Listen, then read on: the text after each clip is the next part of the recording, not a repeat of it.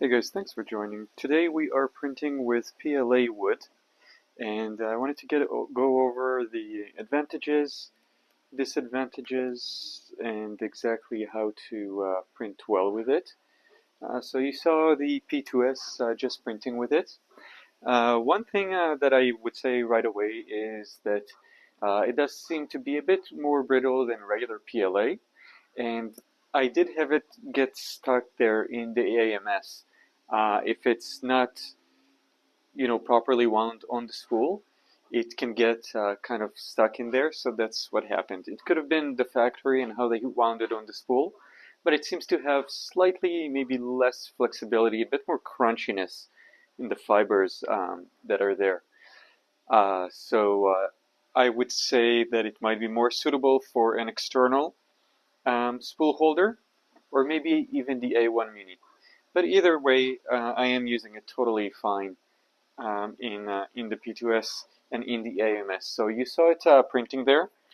Um, that color is Elegoo's Rosewood brown, and it's wood filled, as I said, and they claim 15% wood fill. Now the cool thing is, as I'm printing it, I could smell this aroma. Kind of smells like a little bit of wood chips, like wet wood chips, sort of like roasting or something like that. Kind of a nice aroma, actually. And I also wanted to say, you can see in this finished product that the regular 3D print lines that we get give this filament a more authentic feel of being wood, as you can see. Isn't that cool? So normally the 3D print lines kind of take away, and with wood filament it actually adds to the authenticity. Now it's not perfect, it's not exactly how wood looks, but you get my drift, right? So take a look here. This is a box that I printed. It's printing in place, and it's actually not exactly an easy print. There you go. Listen to how it closes. You can even hear a little bit of woodiness to it, or maybe it's just me, but see that?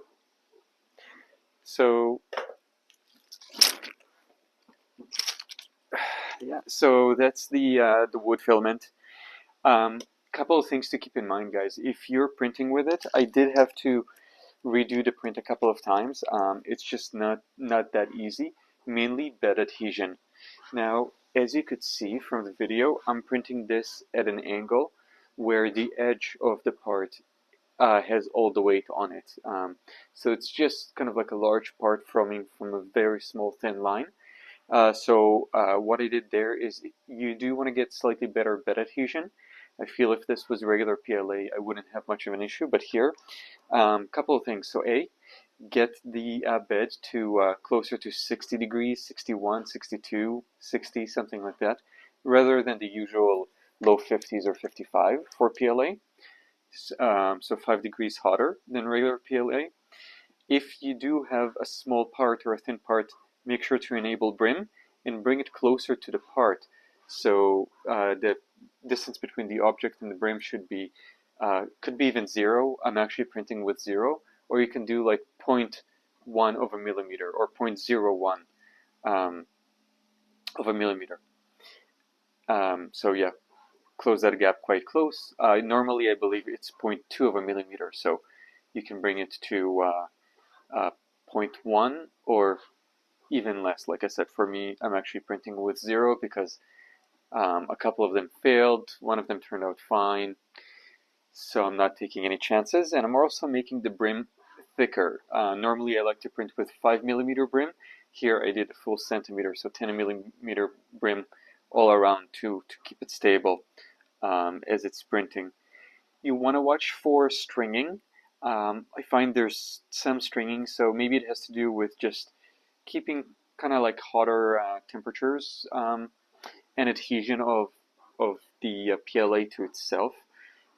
It's just not as good as regular PLA, um, but yeah, as you can see, in some ways there's advantages, some things are disadvantages.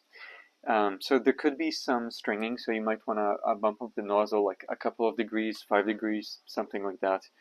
Um, What else? Oh, print slow. Print quite slowly, and that would be really the key. When you're printing fast with the PLA wood, it just doesn't seem to extrude well, and I think that's where I get the stringing. So don't do that. You can get around that by using the 0.16 millimeter high quality, or just 0.2 millimeter, but the high quality setting.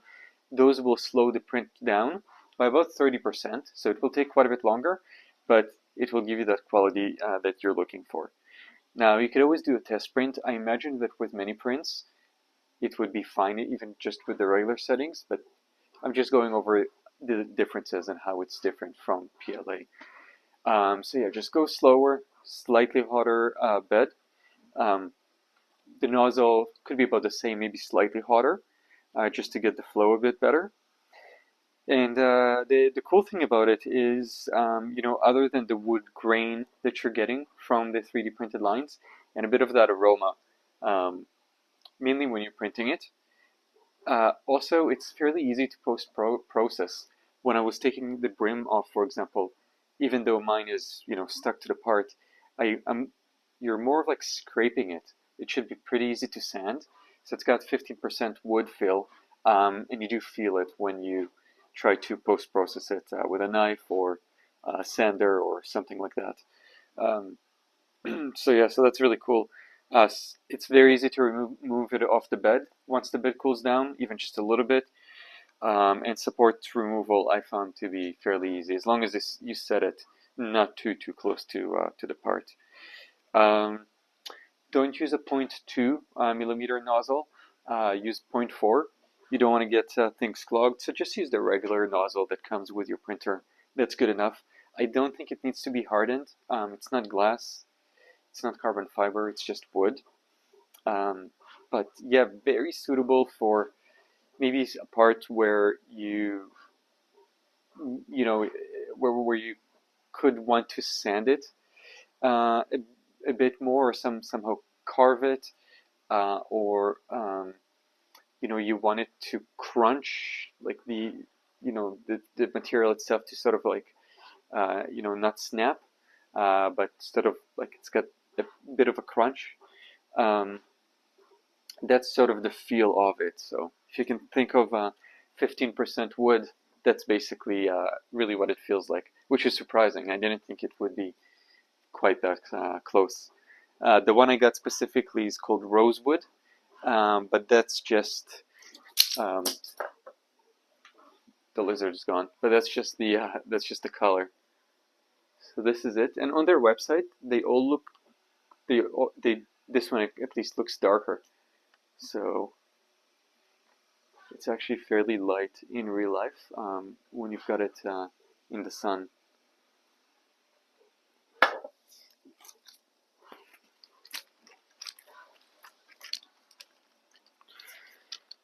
Yeah, so that's my review for the Elegoo wood-filled rosewood PLA. Canadian after tax would be about $32. Before tax is like $28, which is somewhere in the low 20s for USD, somewhere in the high 20s after tax. So pretty affordable, basically within the range of regular PLA, and yeah, makes great prints. So if you're wondering about it, definitely use it. I also used it in a multi-print with where I was printing doors to like a little church building with the wood PLA, but regular PLA for everything else. And if you're wondering, that works totally fine. They interact well and they print together well. So yeah, I hope that was helpful. Let me know if you have any questions or experience with PLA wood, and catch you in the next one. Cheers.